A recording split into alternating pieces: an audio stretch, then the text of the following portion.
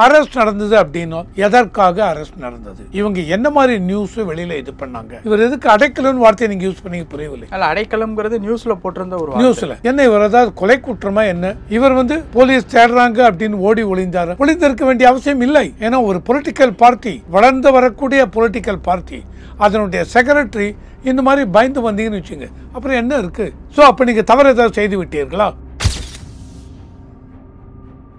இப்போ என்ன இவர் அரெஸ்ட் பண்ணிட்டாங்க, அப்ப என்ன பண்ணுவாங்க? கண்டிப்பாக போலீஸை கொஸ்டின் பண்ணுவாங்க. Police is answerable. எதுக்காக அரெஸ்ட் பண்ணீங்க? ஏன்னா நமக்கு இன்னும் ஒன்றும் தெரியாது.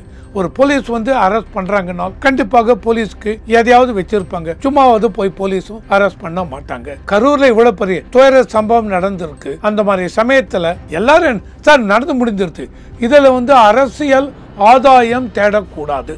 எந்த கட்சியா இருந்தாலும் சரி, எந்த தலைவரா இருந்தாலும் சரி, கவர்மெண்ட் அகேன்ஸ்ட் அது இதெல்லாமே இல்லைங்க. இந்த மாதிரி யூடியூப்ல எக்ஸ் வலைத்தளத்தில் போட்டது, இந்த மாதிரி செய்திகள்லாம் போடக்கூடாதுங்க. இப்ப இருக்கிற சம்பவத்தை தொடரும் அப்படின்னா இந்த கைது எதற்காக கைது அப்படின்னு அதையும் பேசணும். தவறான ஒரு இன்ஃபர்மேஷன் நீங்க கொடுத்தாலோ ஆர் இவங்க போலீஸ் என்னென்ன மாதிரி கைட்லைன்ஸ் கொடுத்திருக்காங்க இந்த கூட்டம் நடப்பதற்கு, இந்த கைட்லைன்ஸ்லாம் மீறி அந்த பொலிட்டிக்கல் பார்ட்டியை செக்ரட்டரி பண்ணியிருந்தாரோ இல்லை, இந்த மாதிரி அதாவது இந்த துயரம் நடப்பதற்கு என்ன காரணம்? இவங்களுடைய தவறான வழிகாட்டுதலா? எதுக்காக இவ்வளவு பேரும் உள்ள கொண்டு வந்தீங்க? இவ்வளவு பேர் உள்ள கொண்டு வந்து எங்களுக்கு எந்த அளவுக்கு இவங்க பார்ட்டிக்கு ஒரு ஸ்ட்ரென்த் இருக்குன்னு காமிக்கிறதுக்கு இவர் அந்த மாதிரி காண்பித்து கொண்டு வந்தாரா? 15,000 பேர் தான், 18,000 பேர் தான் உள்ள வருவேன்னு சொல்லிட்டு தவறான தகவலை கொடுத்து போலீஸ் அரெஸ்ட் பண்ணிருக்காங்கன்னா எதற்கு தவறான தகவலை பரப்பினார்கள்? எது தவறான தகவல் தெளிவா சொல்லணும். அதாவது ஒரு தகவலை சொல்றேன், இந்த தகவலை சொல்லும்போது தவறான தகவலா என்ன, அது who is going to decide? இது தவறான தகவல் இருக்கு இல்லை. நாளைக்கு இவங்களே பாருங்க, போலீஸ் அரெஸ்ட் பண்ணாங்க, நாளைக்கு இவங்க டக்குன்னு கோர்ட்டுக்கு போயிட்டு ஜாமீன் வாங்குறான்னு வச்சுங்க, கோர்ட்ல கேட்பாங்க என்ன இது தவறான தகவல், என்ன தகவல், போலீஸ் சொல்லணும். அப்ப கோர்ட் வில் டிசைட் இது தவறான தகவல். ஏன் இந்த மாதிரி தகவலை போட்டீங்க? இது மக்களை உணர்ச்சி வேகத்தை தூண்டாதா? என்னங்க தவறான தகவல்? இதை நீங்க சொல்றீங்க தவறான தகவல் இல்லைங்க, இது எந்த விதத்தையும் எல்லையை மீறவில்லை. இது தவறான தகவலா நாங்க எடுத்துக்க முடியாது. அத்தனை பேரை ரிலீஸ் பண்ணுங்க, அப்படியே ரிலீஸ் பண்ணலாம். அதனால தவறான தகவலை பரப்பினார்கள், தவறான தகவலை பரப்பினால் கடும் நடவடிக்கை எடுக்கும். இதெல்லாம் சொல்றாங்க, தவறு இல்லை. ஆனால் தவறான தகவல் அப்படின்னால் என்ன?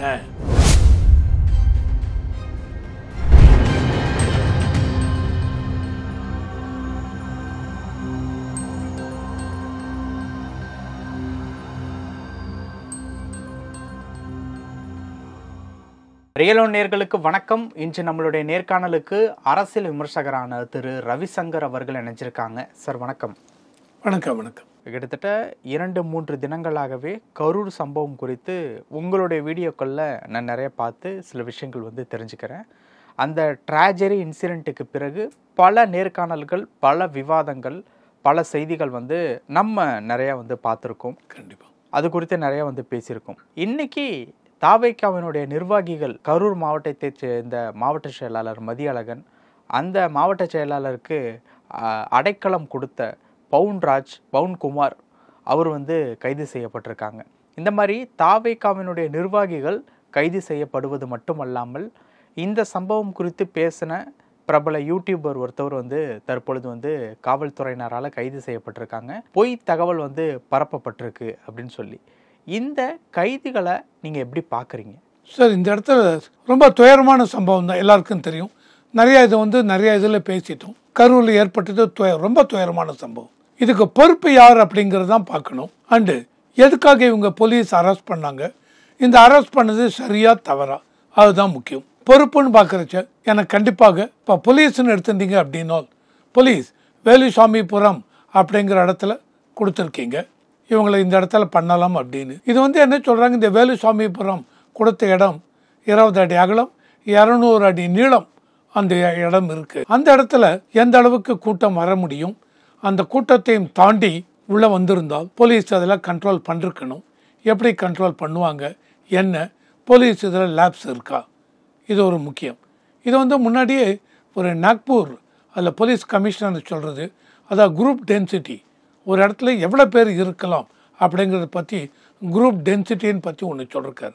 அந்த குரூப் டென்சிட்டியில் பார்த்தீங்கன்னு வச்சுங்க, ஒரு ஸ்கொயர் மீட்டர், அதாவது 3 அடி 3 அடிக்கு ஒரு ஸ்கொயர் மீட்டருங்கிறது அதான். அதில் 4 பேர் இருக்கலாம், இருந்தால் ஓகே.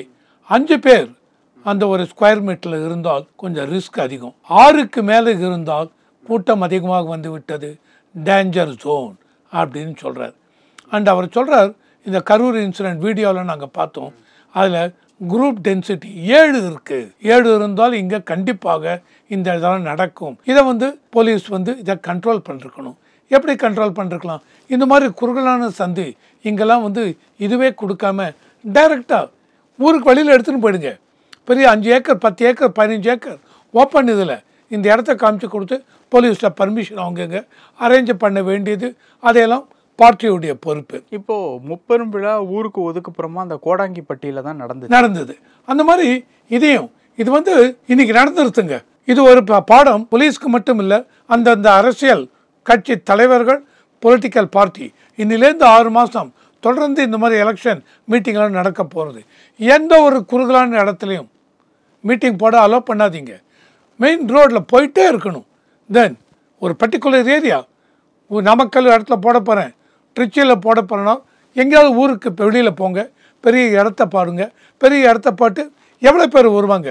5 லட்சம் 6 லட்சம், அதுக்கேற்ற மாதிரி அவ்வளோ பெரிய இடத்துல 1000 2000 பேர் இருக்க மாதிரி ஒவ்வொரு பிளாக்காக இதை கம்பார்ட்மெண்டலைஸ் அப்படிம்பாங்க. இதை பிளாக்காக போட்டு இந்த பிளாக்ல 2000, அடுத்த பிளாக்ல 2000, இந்த 2000 பேருக்கு இதுதான் வழி, வெளியில் போங்க, உள்ளே வரத்துக்கு ஒரு வழி. இந்த மாதிரி பண்ணியாச்சுன்னு வச்சு ஏதாவது ஸ்டாம்பீடிங் அது இது நடந்தால் வெளியில் போக சௌரியமாக இருக்கும். ஸோ இந்த இடத்துல போலீஸை பொறுத்த வரைக்கும் எங்கே ஒரு தவறு நடந்து விட்டது என்றால், அதாவது இவங்க சொல்கிறாங்க, இல்லை இதுக்கு 2 நாள் முன்னாடி 25ஆம் தேதி இபிஎஸ் அவர்கள் வரும்பொழுது இங்கே தான் கூட்டம் போட்டாங்க, எந்தவித பிரச்சனையும் நடக்கவில்லை, அதே நாங்கள் எதிர்பார்த்ததை இங்கே பண்ணோம், தவறு இல்லை, ஓகே. ஏன்னால் போலீஸுக்கும் ஒரு லிமிட்டேஷன் இருக்குது அவங்க சொல்கிறாங்க. ஆனால் இபிஎஸ்க்கு வந்த கூட்டம் தான் விஜய்க்கு வந்ததா தெரியாது. அண்ட் அப்படியே வந்திருந்தாலும் இபிஎஸ்க்கு வர கூட்டத்துடைய வேகம் உணர்ச்சி விஜயுடைய கூட்டத்துக்கு வர வேகம் உணர்ச்சியை பார்க்குறது வித்தியாசமாக இருக்கலாம். எங்கெல்லாம் இளைஞர்கள் வேகம் உணர்ச்சி இதெல்லாம் இருக்காங்களோ அங்கே ஒரு லெவலுக்கு மேலே இந்த ஏரியாவில் 15,000 பேர் இருக்க முடியுமா? அதையும் தாண்டி 25,000-30,000 பேர் வந்தால் கண்டிப்பாக அங்கே நடக்குங்க. நடந்துருச்சு. இப்போ நடந்துருச்சு. இதுலேருந்து நிறையா பாடம் கற்றுக்கிட்டு அரெஸ்ட்டும் நடந்துகிட்டு இருக்கு. அரெஸ்ட் நடந்தது அப்படின்னா எதற்காக அரெஸ்ட் நடந்தது? இவங்க என்ன மாதிரி நியூஸ் வெளியில் இது பண்ணாங்க? தவறான செய்திகள் கொடுத்தாங்களா? அந்த டிவிக்கு வெஸ்ட் செக்ரட்டரி ஆர்கனைசர் மதியழகன் அவரை அரெஸ்ட் பண்ணிருக்காங்க. மதியழகன் அரெஸ்ட் பண்ணிருக்கனால் எதுக்கு? அதாவது நீங்கள் ஏதாவது போலீஸ் கைட்லைன்ஸ்லாம் கொடுத்து அந்த கைட்லைன்ஸ் எல்லாம் இவர் சரியாக எடுத்து பண்ணவில்லைன்னால் அங்கே தவறு இல்லை. ஒரு தவறான இன்ஃபர்மேஷன்லாம் போலீஸ்க்கு கொடுத்தாங்களா? இல்லை இந்த விபத்து நடந்ததை பற்றி டிவிக்கு எங்களுக்கு ஒன்றும் தெரியாது, அரசாங்கத்தை மீது பழியை போட்டார்களா? இல்லை வேற ஒரு கட்சி மீது இவங்க தான் தூண்டி விட்டுருக்காங்க, இவங்க தான் உள்ளே பண்ணிருக்காங்க, அந்த மாதிரி சொன்னார், தெரியவில்லை. ஸோ போலீஸ் அரெஸ்ட் பண்ணிருக்காங்க அப்படின்னால் அதையும் தாண்டி நீங்கள் இப்போ சொன்னீங்க இவருக்கு அடைக்கலம் கொடுத்த அப்படிங்க. அது என்ன அடைக்கலம்னு புரியவில்லை. இவர் எதுக்கு அடைக்கலம்னு வார்த்தையை நீங்கள் யூஸ் பண்ணி புரியவில்லை. அல்ல, அடைக்கலம்ங்கிறது நியூஸில் போட்டிருந்த ஒரு நியூஸில் என்ன இவர் ஏதாவது கொலை குற்றமா என்ன? அடைக்கலம்ங்கிற வார்த்தை எனக்கு புரியவில்லை. இவர் போலீஸ் தேடுறாங்க அப்படின்னு ஒளிந்திருக்க வேண்டிய அவசியம் இல்லை. ஏன்னா ஒரு பொலிட்டிக்கல் பார்ட்டி, வளர்ந்து வரக்கூடிய பொலிட்டிக்கல் பார்ட்டி, அதனுடைய செக்ரட்டரி இந்த மாதிரி பயந்து வந்தீங்கன்னு வச்சுங்க, அப்புறம் என்ன இருக்குது? ஸோ அப்போ நீங்கள் தவறு ஏதாவது செய்து விட்டீர்களா?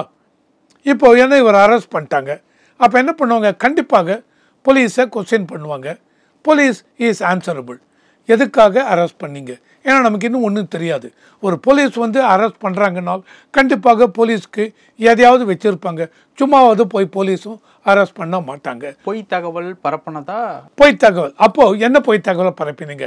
இப்போ நான் இன்னொரு அந்த டிவிகே பார்ட்டியுடைய general secretary I think Aadhav Arjun அவர் கூட இந்த எக்ஸ் வலைத்தளத்தில் இதை போட்டுட்டு இந்த மாதிரி நேபாள் ஸ்ரீலங்கா அங்கெல்லாம் நடந்த மாதிரி புரட்சி நடக்கும், அந்த ஜென்எக்ஸ் அதாவது யங்ஸ்டர்ஸ் அந்த புரட்சி நடக்கும் அப்படி இப்படின்னு போட்டு அதையும் நீக்கிவிட்டார்கள் என்று கேள்விப்பட்டேன்.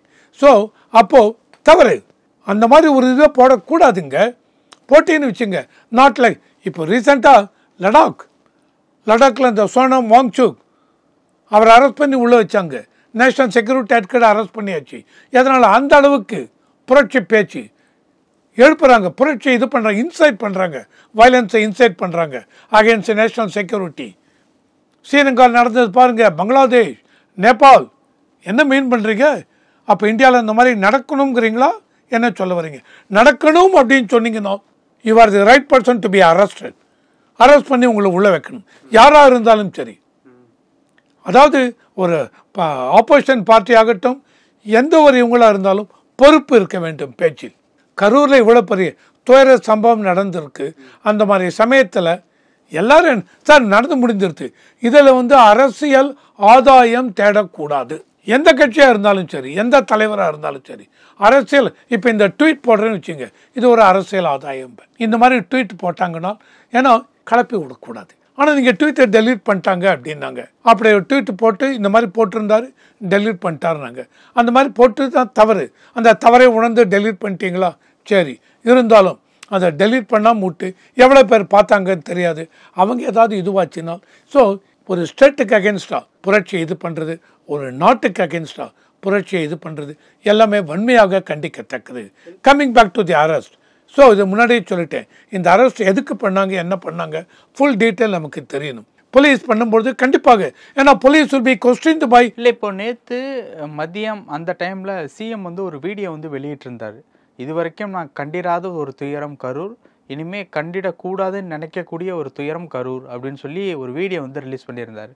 அதில் அவர் சொன்ன ஒரு விஷயம், சமூக வலைத்தளங்களில் வதந்தி பரப்புவதை நிறுத்த வேண்டும் அப்படிங்கிறத முண்டது ஒரு வேண்டுகோள் மாதிரி விதிச்சிருந்தார். அந்த வீடியோ ரிலீஸ் ஆன அன்று இரவிலிருந்து இந்த கைதுகள்லாம் நடக்குது. அதாவது யூடியூபர்ஸினுடைய கைது, நிர்வாகிகளோட கைது, அந்த ஊரை சேர்ந்தவங்களா இருக்கிறாங்க. அதனால இந்த கைதுகள் அந்த மாவட்ட நிர்வாகிகள் மேலே கைது நடவடிக்கை நடந்துக்கிட்டு இருக்கு.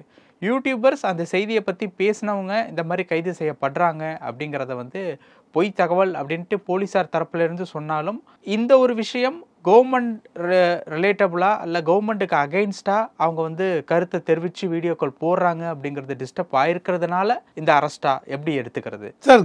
இந்த யூடியூப் இப்போ நீங்கள் சொன்னீங்க, ஒரு இது இப்போ நம்ம டிஸ்கஸ் பண்ணோம். அந்த யூடியூப்பு கவர்மெண்ட் அகெயின்ஸ்ட் அது இதெல்லாமே இல்லைங்க. இந்த மாதிரி யூடியூப்பில் ஐ மீன் எக்ஸ் வலைத்தளத்தில் போட்டது இந்த மாதிரி செய்திகள்லாம் போடக்கூடாது. தென் யூடியூப்பில் பேசியிருக்காங்க, அந்த யூடியூபரை அரெஸ்ட் பண்ணிருக்காங்கன்னாங்க. யூடியூபரை அரெஸ்ட் பண்ணாங்க, நானும் படித்தேன். ஓகே, அந்த அரெஸ்ட் பண்ணும்போது என்ன இதுதான் படித்தேன், யூடியூபர் கைது அப்படின்னு படித்தேன். ஃபர்தராக என்ன அவர் பேசினார், அவர் பேசினது கரெக்டாக, தென் எதுக்காக இவங்க கைது பண்ணாங்க, அது எனக்கு டீட்டெயில் அதை சர்ச் பண்ண எனக்கு டீட்டெயில் கிடைக்கல, கைது பண்ணது எதற்காகன்னு. அதனால் அந்த டீட்டெயில் கிடைக்காம இவர் என்ன பேசினாலும் தெரியவில்லை. ஆனால் போலீஸ் அரெஸ்ட் பண்ணிருக்காங்க, எனக்கு அதை பற்றி சொல்ல முடியவில்லை. ஆனால் ஒன்று சொல்லுவேன், இப்போ இருக்கிற சம்பவத்தில் எந்த ஒருத்தராக இருந்தாலும் இந்த அமைதியை குலைக்கிற விதத்தில் சார் அரசியல் கட்சி தலைவர்கள் போகலாம் கரூர் இதுக்கு. இப்போது கேசி வேணுகோபால் அவர்கள் காங்கிரஸ் இவங்க வராங்க பார்க்குறாங்கன்னு, ஹேமமாலினி இவங்க பிஜேபியில் ஒரு 8-9 பேர் கொண்ட கமிட்டி இங்கே இது பண்ண போகிறாங்கன்னு ஃபைனான்ஸ் மினிஸ்டர் நிர்மலா சீதாராமன் அந்த இடத்துல போய் பேசியிருக்காங்க. ராகுல் காந்தி அவர்கள் நேத்தியோ முந்தா நேத்தியம் விஜய்கிட்ட 15 நிமிஷம் ஃபோன் பண்ணி பேசினார். விஜய்கிட்ட என்ன பேசினார் எனக்கு தெரியாது, யாருக்குமே தெரியாது. அவர் அவங்க ஒரு இப்போது பிஜேபி இதில் அனுப்புகிற மாதிரி நீங்கள் ஒரு கமிட்டி ஃபார்ம் பண்ணி கமிட்டி அவங்க மக்களை மீட் பண்ணுங்க, தவறு இல்லை. ஆனால் டைரக்டாக விஜயை மீட் பண்ணி பேசினார், விஜய்க்கு ஃபோன் பண்ணி பேசினார் அப்படிங்கிறது என்ன பேசினார் தெரியாது. இன்றைக்கு என்ன வேணும்னால் மக்களுக்கு சந்தித்து மக்களுக்கு ஆறுதல் கொடுக்க வேண்டும். விஜய் அவர்கள் 20 லட்சம் கொடுக்குறேன் அப்படி இப்படின்னாரு, அதான் 2ஆம் பட்சங்க. ஓகேவா, துயரம் நடந்து விட்டது. இதுக்கு பொறுப்பு எடுக்கணும். என்னை பொறுத்த வரைக்கும் பொலிட்டிக்கல் பார்ட்டி, அந்த கன்சர்ன்டு பொலிட்டிக்கல் பார்ட்டி பொறுப்பு எடுக்க வேண்டும். எதனால் எடுக்க வேண்டும் சொல்கிறேன் அப்படின்னா, உங்களுக்கு இதுக்கு முன்னாடி நாகப்பட்டினம் போனீங்க, திருவாரூர் போனீங்க, திருச்சி போனீங்க, நாமக்கல் போனீங்க, அப்படி ஒரு கூட்டம், அந்த மாதிரி அவ்வளோ ஒரு கூட்டம் வரும்பொழுது நாமக்கல்லேருந்து இங்கே நிறுத்தி வரீங்க, உங்கள் பின்னாடியே நாமக்கல்லேருந்து யங்ஸ்டர்ஸ் மோட்டர் பைக்கில் வர்றாங்க. அது ரிலேட்டபிளான விஷயங்கள் குறித்து பல பேர் வந்து பேசியிருக்காங்க. இப்போ இதில் என்ன ஒரு கேள்வி அப்படின்னா வந்து இந்த கைது விஷயங்கள்லாம் வந்து நடக்கலை, இது வந்து தொடரும் அப்படிங்கிற மாதிரி எடுத்துக்கலாமா? எப்படி தொடரும் அப்படின்னால் இந்த கைது எதற்காக கைது அப்படின்னு அதையும் பேசணும்.